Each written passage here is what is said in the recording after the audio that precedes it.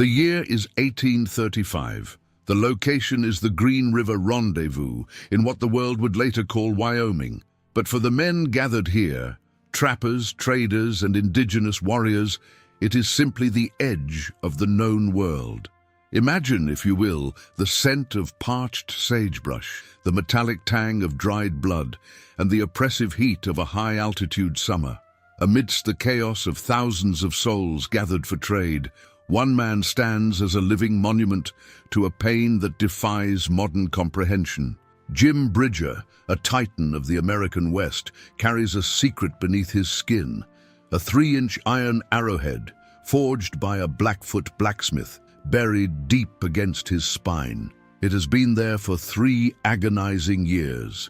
Historical records from this era show that the life of a mountain man was a constant negotiation with death. To understand this moment, we must look at the forgotten customs of the fur trade. A wound was rarely just a wound. It was a lingering sentence. In 1832, during the fierce Battle of Pierre's Hole, Bridger had been struck. While most men would have succumbed to sepsis or shock within days, Bridger's body did something miraculous and horrifying. It accepted the iron. The skin closed over the jagged metal, encasing the instrument of his potential demise within a tomb of scar tissue.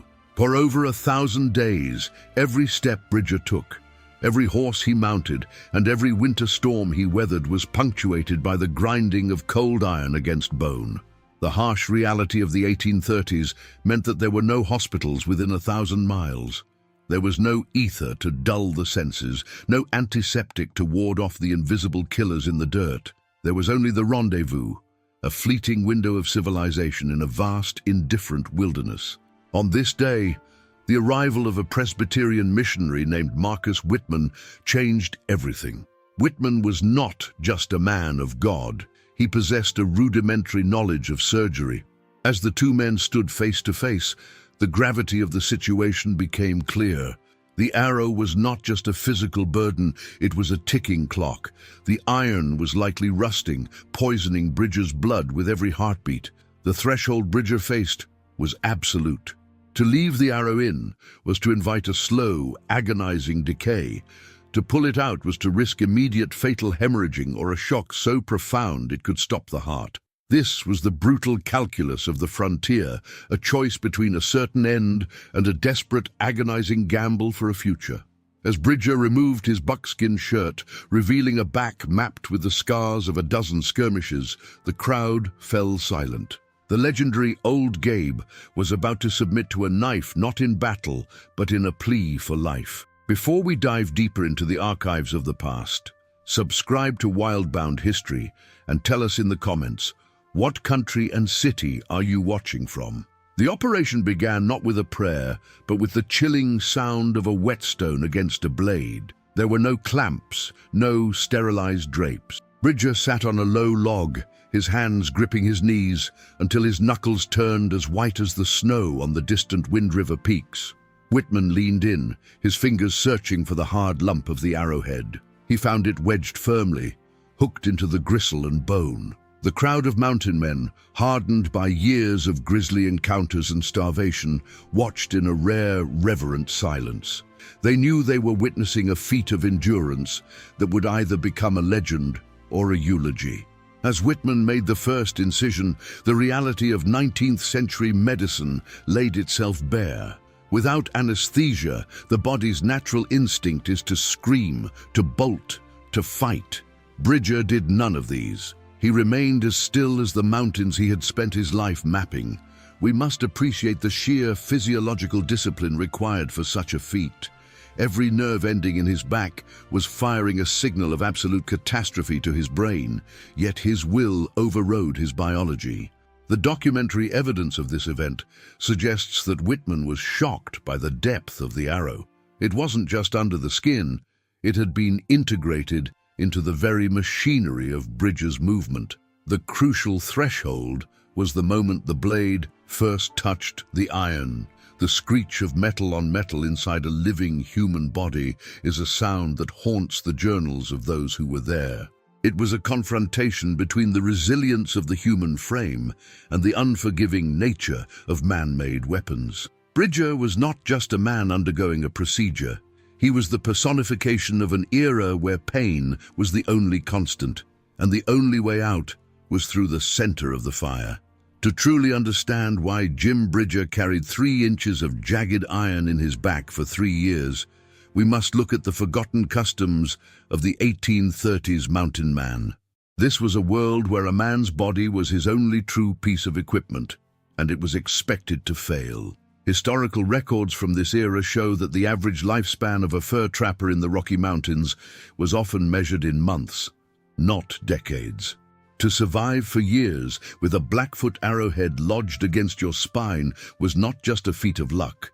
It was a testament to a lifestyle of extreme physical hardening that the modern world has entirely lost. The archive of life, for a man like Bridger, was written in the calluses on his hands and the thickened scar tissue of his torso. The harsh reality of the 1830s meant that a traumatic injury was often treated with mountain medicine, a desperate cocktail of gunpowder, tobacco juice, and raw grit. When the arrow first struck Bridger during the skirmish at Pierre's hole, the immediate priority wasn't surgery, it was the hunt. The fur trade was a brutal machine fueled by beaver pelts, and the machine did not stop for a wounded soldier. Bridger had to keep moving, trapping and skinning, even as the iron began to rust and bind to his muscles. We must visualize the sensory details of this everyday history. Imagine the weight of a 70-pound pack of furs pressing directly against a buried arrowhead. Imagine the freezing waters of the Yellowstone River numbing the skin, only for the searing pain to return tenfold as the trapper warmed himself by a meager fire. The tools of his trade, the heavy Hawken rifle, the skinning knives, the cast iron traps, were all instruments of heavy labor that demanded a full range of motion. Yet Bridger adapted. His body created a bursa, a protective sac of fluid and fibrous tissue around the metal. It was a biological archive of survival, a literal hardening of the spirit to protect the vital organs from the intruder. In the 1830s, the Rendezvous was the only place where these archives of pain were shared. It was a massive, temporary city of lodges and tents, a melting pot of languages and cultures. Here, men like Bridger would compare scars like medals of honor. The removal of the arrow was not just a medical necessity, it was a ritual of restoration. As Marcus Whitman prepared his tools, he wasn't using a modern surgical suite. He was likely using a common scalpel, perhaps a pair of blacksmith's forceps, and a basin of water drawn from the Green River. There were no rubber gloves, no masks. The sterilization was, at best, a quick dip in boiling water or a wipe with a cloth that had seen months of dust. To understand this moment, we must also look at the psychological weight of the archive. For 3 years, Bridger had lived with the constant grinding reminder of his mortality. Every twist of his torso was a dialogue with a Blackfoot warrior he might never meet again. The arrow was a part of him, a physical manifestation of the violent landscape he called home. When Whitman began to cut, he wasn't just removing metal, he was peeling back 3 years of memory, 3 years of endurance, and 3 years of a man refusing to die in the dirt. The contrast between the civilized world Whitman came from and the wild world Bridger inhabited was never more apparent than in that moment. Whitman represented the encroaching future, science, religion, and the written record. Bridger represented the raw, unyielding past, intuition, physical resilience, and the oral tradition of the trail. As the knife separated the skin from the iron, the archive of Bridger's life was laid bare for all to see. It was a story of a man who had become as hard as the mountains he walked, a man whose very flesh had tried to swallow the weapons of his enemies. To understand the 3 years Jim Bridger spent with an arrowhead in his spine, one must look beyond the physical agony and into the profound psychological isolation of the mountain man. In the 1830s, the American West was not a map, it was a void. To be a free trapper was to voluntarily step outside the safety of the human collective and enter a silence so absolute it could break a lesser mind. Historical records from this era show that the psychological toll of the frontier was often as deadly as the Blackfoot or the grizzly. For Bridger, that isolation was compounded by a secret, internal enemy, the iron in his back. The harsh reality of the 1830s meant that a man's survival depended entirely on his utility. In the hyper-masculine survivalist culture of the fur trade, weakness was a liability that could cost your partners their lives. This created a unique form of mental solitude. Bridger couldn't constantly complain of the grinding pain. To do so would be to signal his own obsolescence. He carried the weight in silence, a psychological island amidst his own crew. Every time he sat by a campfire, feeling the cold mountain air hit the scar tissue, he was reminded that he was a marked man. The arrow was a permanent tether to a moment of near defeat, a physical manifestation of the fact that the wilderness had already claimed a piece of him. We must analyze the impact of this geographical and social isolation on the pioneer psyche. When you are hundreds of miles from the nearest doctor, your relationship with your own body changes. It ceases to be you and becomes a machine you must maintain through sheer willpower. Bridger's isolation was not just about the miles of sagebrush and lodgepole pine. It was the isolation of a man who knew that if the wound turned septic while he was alone in the Wind River Range, his story would end in an unmarked drainage, his bones scattered by wolves, and the iron arrow would be the only thing left of him to rust in the dirt. To understand this moment, we must look at the forgotten customs of the silent endurance. There is a specific kind of mental hardening that occurs when help is not an option. You stop mourning the pain and start managing it. The psychological isolation of carrying an enemy's weapon inside your own flesh for 1,095 days creates a specific kind of fatalism. You begin to believe that the iron belongs there, that the pain is merely the price of entry for the life you've chosen.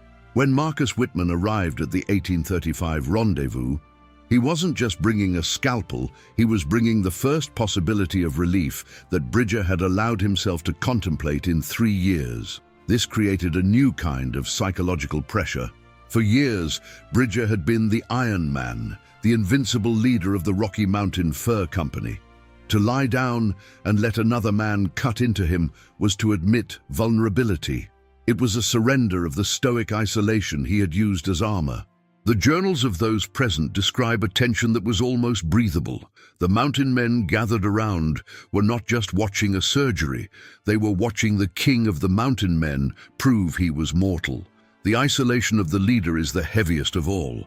Bridger wasn't just fighting the pain, he was fighting the image of himself. If he cried out, if he flinched, the spell of his invincibility would be broken.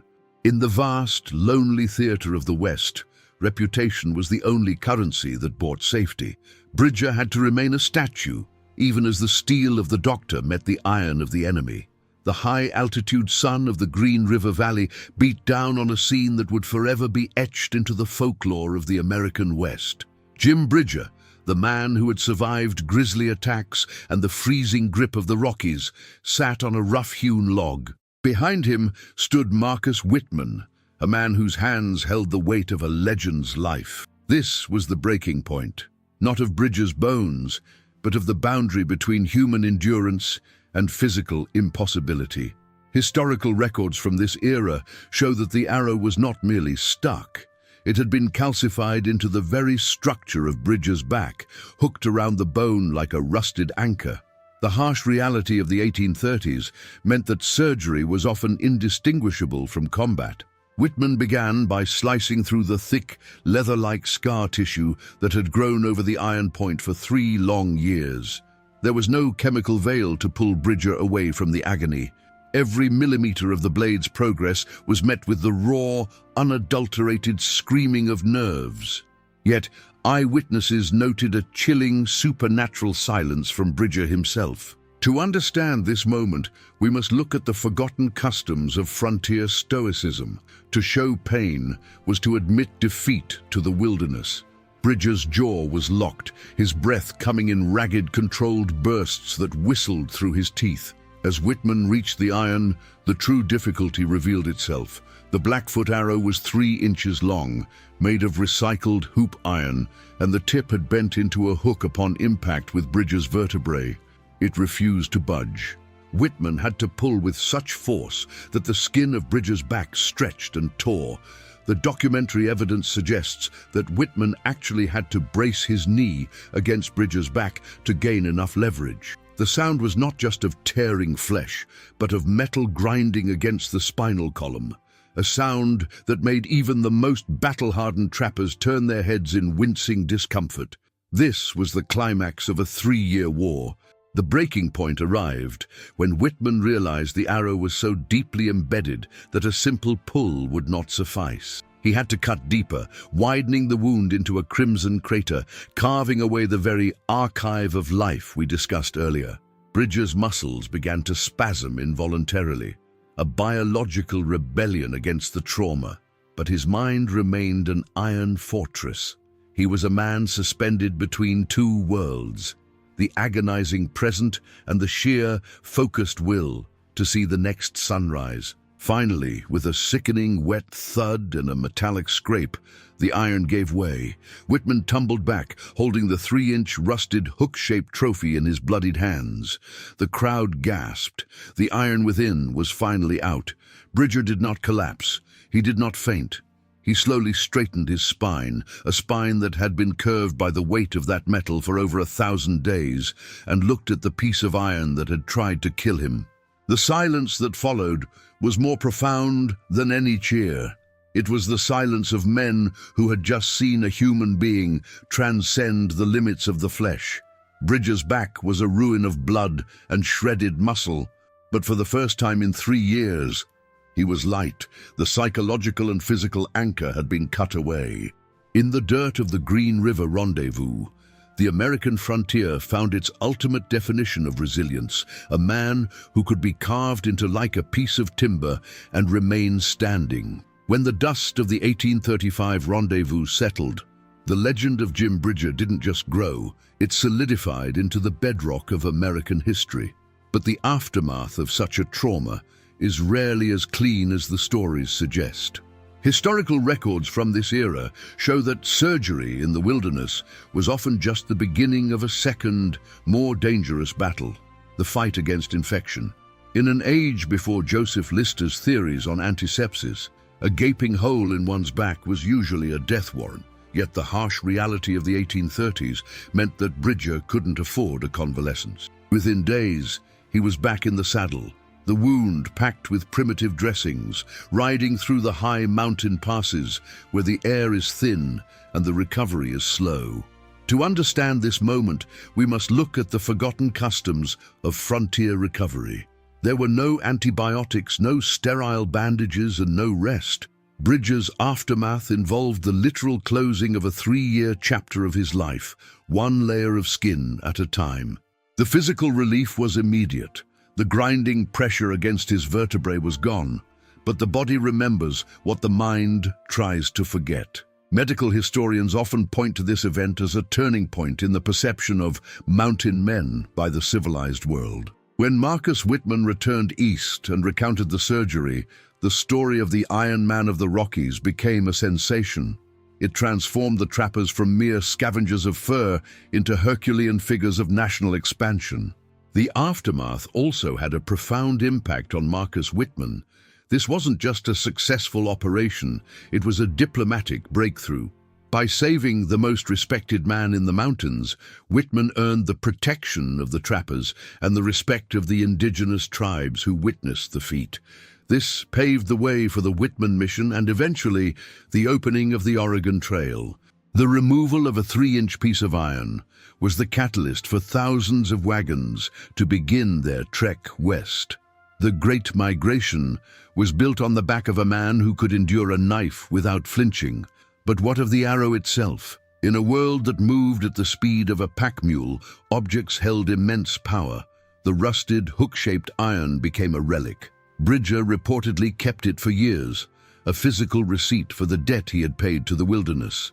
It was a reminder that the West gives nothing for free.